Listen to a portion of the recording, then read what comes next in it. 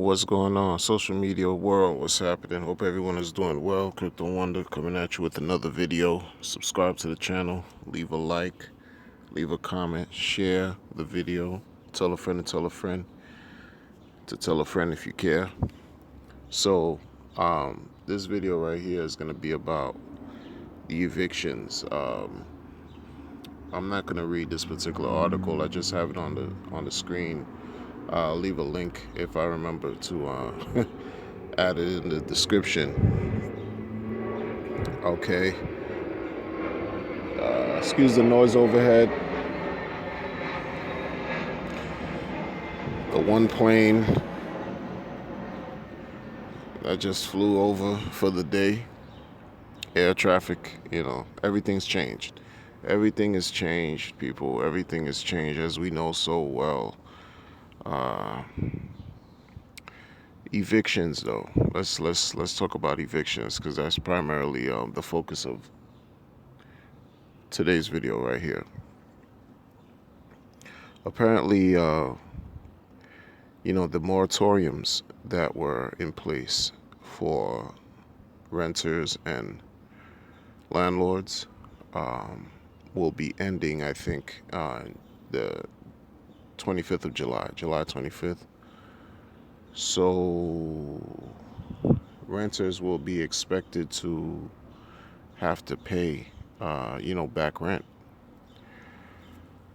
This is, or if not, the landlord could start the eviction process, depending on the circumstances, right? Depending on if you have a landlord that's cool enough to, come to an agreement. You sit down or you talk it over with your landlord and you have an agreement of what's what, because these are unprecedented times, right?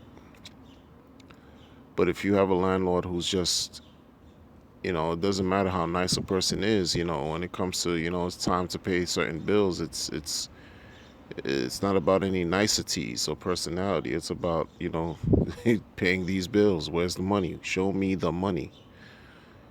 They may have to put in filings to start the eviction process, because then they have their own obligations. Not every landlord out here has property that's completely paid off, Not every landlord out here are rich. So if they have a bank note, mortgage to pay, obligations, they have to pay taxes on their properties, etc., etc. They depend on that rental income. And if that's not coming in, their hands are going to be forced to do what they have to do. And it's not personal. But then it kind of becomes personal in a twisted way because, look, if you've been a good renter, a good tenant, right? You've been paying your bills timely, just taking care of your bills. Timely or no time, you're just up to date. You've been up to date. And then here, all of a sudden, out of nowhere, you just lose your job. That's just crazy, unfair, damn near unjust. But they say life isn't fair. So what are you left to do?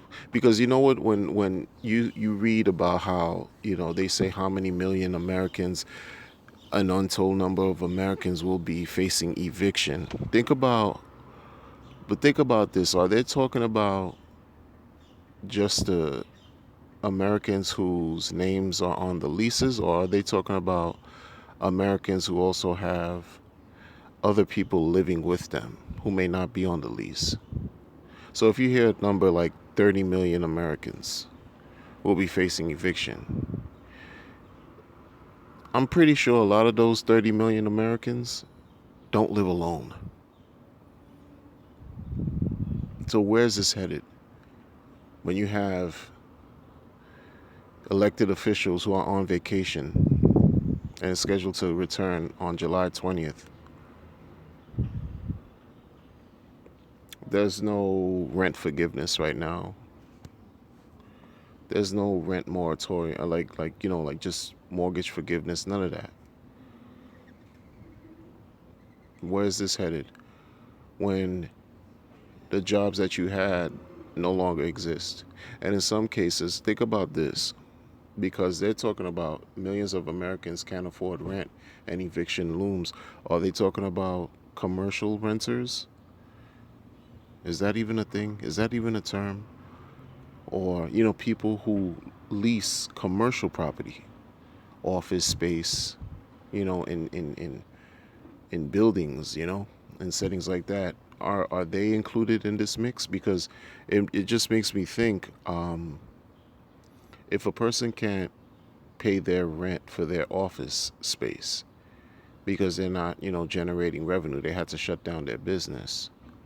Now you have a commercial real estate industry right now that's getting crushed or getting adversely affected by what's taking place. Now they have to also deal with their landlords, right?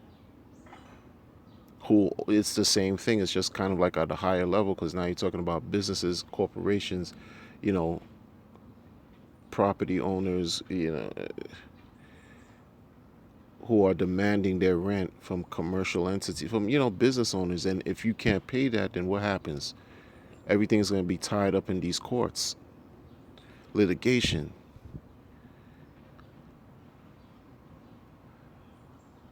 So think about how that's going to affect jobs. Those who think about what this is going to do to the job market, where if a person who worked a 9 to 5 full time had to now be forced to stay home to no fault of their own, their employer could barely, you know, keep their balance sheets afloat, keep their businesses running. They have to pay rent, they have to pay everything. They still have to function. Paycheck protection is supposed to run out too if it's not extended, if it doesn't get extended, which I think is supposed to pretty much end, I think, the first week of August. When you have these workers who are coming back, aren't the employers going to be forced to now make certain concessions? Like, they're going to require changes to be made, maybe cut down of hours, maybe cut down of the actual salary, right? Maybe expecting them to do more for less. And then the caveat, the thing about that that's crazy is, it's easy for a 9 to 5, a working person, to say, no, I don't want this. Give me my salary, give me my regular job. Like, this is what I was doing. What's the problem? And, the employer's like, well, listen, the pandemic, look at these problems I've had to do. I had to keep us afloat. This is, extraordinarily difficult times. I'm going to have to cut your pay. I'm going to have to cut your hours. I'm going to have to require you to do maybe out of title work, like extra stuff that you weren't doing before, because, now there had to be a certain level of attrition that takes place. You have to cut staff, let people go. So now one person's job becomes two, right? With less pay, maybe even less hours. And picture you complaining about that, because the employer could say, well, I understand it's tough right here. What you gonna do? If you leave, I could find somebody else who's desperate to find a job. Someone else will be dying to work. You know what I mean? Like, they can replace you. They can replace you. You can say it hem and haw all you want. You could complain and say, you know what? No, I'm not doing this. I'm not gonna work, assume all these extra responsibilities, get a decrease in pay, or work extra days, and or decrease hours, and go through all this. I'm out of here. It's not a problem. There's other people who be more than willing to replace. This is crazy. Can you see the makings of the problematic situation, the rumblings of a severe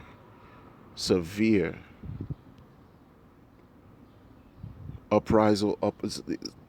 I mean, come on, man. I can't say this is just at a simple level. This is thing, you're talking about people becoming homeless. We have a fractured shelter system already. That's already overburdened. That's already subpar. And now, brace for the storm. Brace for a series of storms that's about to come. I think something needs to be forgiven and just forgiven altogether. If they can print dollars like it's nothing, if they could just print money infinitely because of quantitative easing, then you know what? Then you know what? Something's going to have to give. Something is going to have to give, and quickly. Why wait till the last minute or wait till things just run out to keep people so desperate, so fearful, right? Because they don't see what's really going on here. But it's the design and makings of an agenda. Like, this thing is just so interwoven in such a masterful way. They have this down to a science. They have this down to a science. Because the talk was good back in March, back in April about, moratorium. The talk was good about unemployment. The talk was good about, not paying rent for X amount of months. But then when the time is winding down now and the reality is setting that, these jobs that people thought they had are no longer available, the unemployment, the $600 a week federal increase or addition is about to end. And they're talking about if it extends, it won't be 600. It'll be something like between 100 to 300. You're talking about a resurgence of this health pandemic. Travel bans. The mask, now they say that it's a law. You have to wear it. I don't see police enforcing it though. But you have to wear it. It's a parallel universe. It's a parallel universe. Coexisting. I want people to just stay home and become sick. Staying home, they say that staying home is supposed to help reduce, minimize, as if people can't die at home. It's supposed to reduce, minimize exposure and the spread, but as if people cannot die at home. My goodness. My goodness. Well, now some are in danger of losing their homes. They're already back. Can you imagine the stress? Can you imagine the level of mental strain, emotional, psychological heaviness that the people are going through right now? 2020 is going to go down in infamy. We're only 7 months into this thing, 6.5 months into this thing, and look how crazy. What is this? What is this? The rumblings of something big that's about to happen, man. I'm not sure if it's good either. That's what it is. Kanye West coming out of nowhere talking about he wants to run for president. And then that quickly changed after a week or so. Smoke screens. I don't care about Will Smith and Jada Pinkett's, personal lives and the nonsense. I don't care about shit like that. Excuse my language, but these are the things that, they try to just change how you think, change what you believe. They will continue to influence what it is that you're supposed to know if you're not careful and if you don't seriously read between the lines.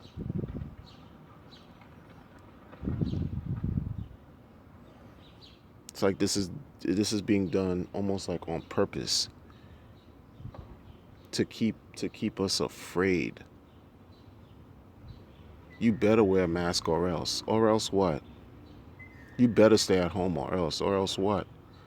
Now there's these hurry type of reports. They're talking about now vaccines. We have a new vaccine update. We have a new vaccine update. What if you don't want to take a vaccine? What's going to happen now? So now you're going to be forced to continue to live a contradiction, because when everything was about staying home, and following social distancing and wearing a stupid mask. That talk changed during the protests. Very little talk for what, three weeks, at least 3 straight weeks. No talks of the pandemic, coronavirus. None whatsoever.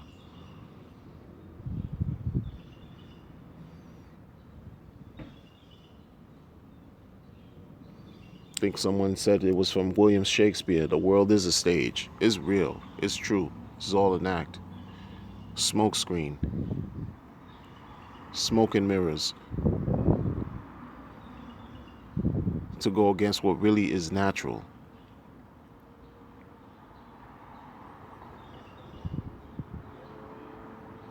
The more you turn, each day that passes by is something new. It's something crazy that you hear that it's just like, what is this? It's the makings of something crazy that's about to happen. That's just my opinion. It's the makings of something that's about to happen. Like really big. Really, really big. Really big, because this doesn't make sense. Because now it's becoming slowly embedding in our consciousness and our subconscious to really accept this reality here, to accept the fact that you have to conform, you have to concede, you have to do what they tell you, or else you'll be marked.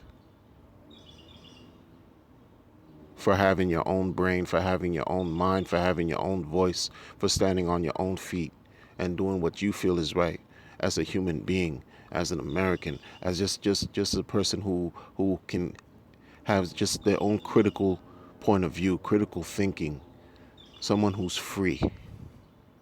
But like I always say, you don't have to believe me or not, but freedom costs. Freedom costs. People don't know which way to go. They think their way is the best way. They think their plans are the best plans. They think their portfolios is the best portfolio that everyone should have. Because they don't know. And I'm talking about the people on the bottom. But the few that do know, I'll tell you. The few that do know. In so many ways, I wouldn't want to be in their shoes, to be honest with you. Because imagine what type of existence that is, irrespective of what we may think. You know, when we think of wealthy people, or at least when I think of wealthy people, I think of, man, that must be the life. That must be great. Could do whatever you want. You have so many resources under your prowess and control and in your portfolio. You know, and this is from generations. You got this extended bloodline of lavish abundance. Can't imagine what the level of responsibility that comes with that. I can't. Just an ordinary person spewing my ordinary thoughts.